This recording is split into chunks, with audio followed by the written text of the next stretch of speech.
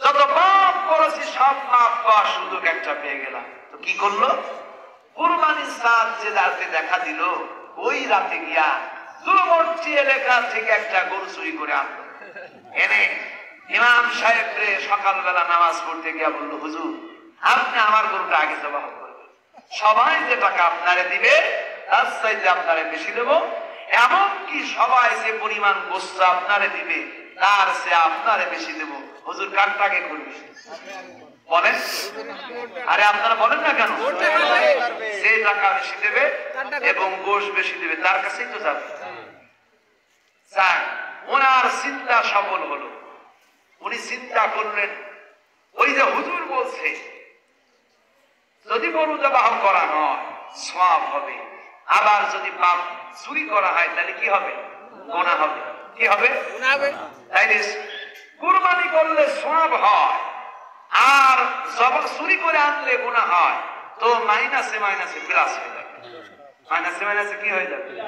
Plus. ও চিন্তা করলো এই দিক দিয়ে চুরি করলাম এটা গুনার কাম, আর ওই দিক দিয়ে আমি কুরবানি দিলাম এটা কিসের কাম? তো সুতরাং সওয়াব আর গুনাহ দুটো একাকার হয়ে যাবে, মধ্যখানে আমার ঘুষ খাওয়াটাই লাভ হবে। আসলে কি চিন্তা ঠিক? বলেন এই চিন্তা কি ঠিক?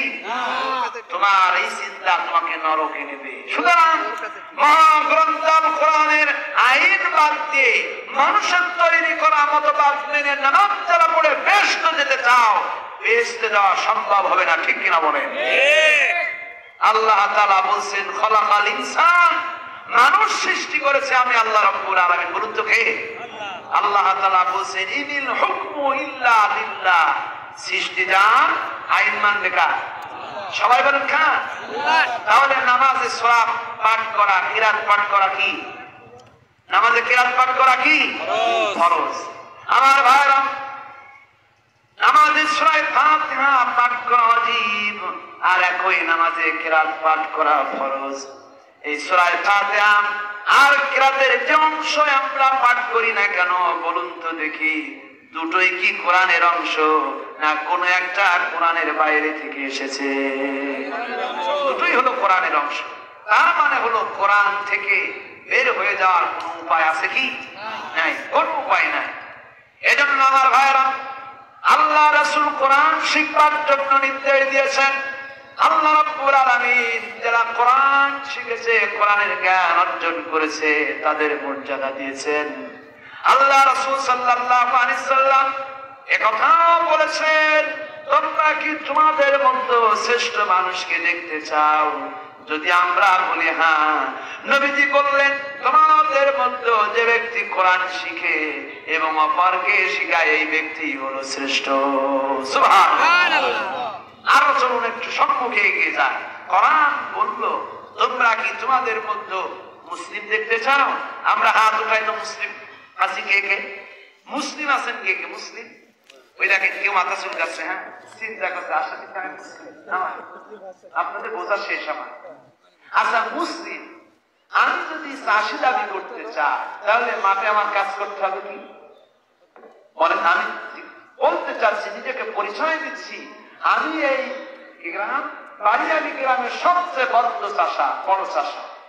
তো আমি যদি নিজেকে চাষা দাবি করতে চাই তাহলে আমার করতে হবে কি? বিমান চালাতে হবে? সবাই বলেন কি? আমার বাড়িতে হাল চাষ করবার জন্য লাঙ্গল থাকতে হবে, একটা মই থাকতে হবে, দুইটা বলদ থাকতে হবে, একটা টোকা থাকতে হবে, একটা নীল থাকতে হবে, একটা পাশটি থাকতে হবে। ঠিক কিনা? এই সামগ্রী আছে যার বাড়িতে, সেই হলো কৃষক। আর যে বেটা এইগুলি দেখাতে পারে না, সে মুখে তোয়াজ করছে কিন্তু সে কৃষক নয়। আপনি মুসলিম দাবি করছেন, মুসলিম আছেন কে কে? হাত উঁচু করেন তো। সব মুসলিম নামান। এবার আমি একটু মিলাই। এই যে একটু আগে বললাম আমি দাবি করছি এই গ্রামের সবচেয়ে বড় কৃষক আমি, তাহলে আমার বাড়িতে থাকতে হবে কি? একটা লাঙ্গল, একটা মই, তারপরে জোয়ার ইত্যাদি যে সামগ্রীর কথা আমি বললাম, এইগুলি থাকলে আমি সবচেয়ে বড় চাষা। ঠিক কিনা বলুন? তো মুসলিম দাবি করতে হলে এই ধরনের কিছু ক্রাইটেরিয়া, কিছু নমুনা পেশ করতে হবে। প্রথম নমুনা কি? চলুন একটু আমরা দেখাই। এই বাচ্চাগুলোর একটু বসাই দেন দয়া করে। আমি তো বেশ কথা বলবো না, সময় শেষ হয়ে আসছে। আমার পরে আসবেন আপনাদের জন্য কাসিমিরা, আসলে আমরা তো কথা বলতে জানি না। আমার পরে যিনি আসবেন এত সুন্দর করে উপস্থাপন করবেন, আপনারা যেন একেবারে হারিয়ে যাবেন সেই জান্নাতের ভিতরে। আল্লাহ কবুল করুক বলে আমিন। আমার ভাইরা, কোরআনে কারীম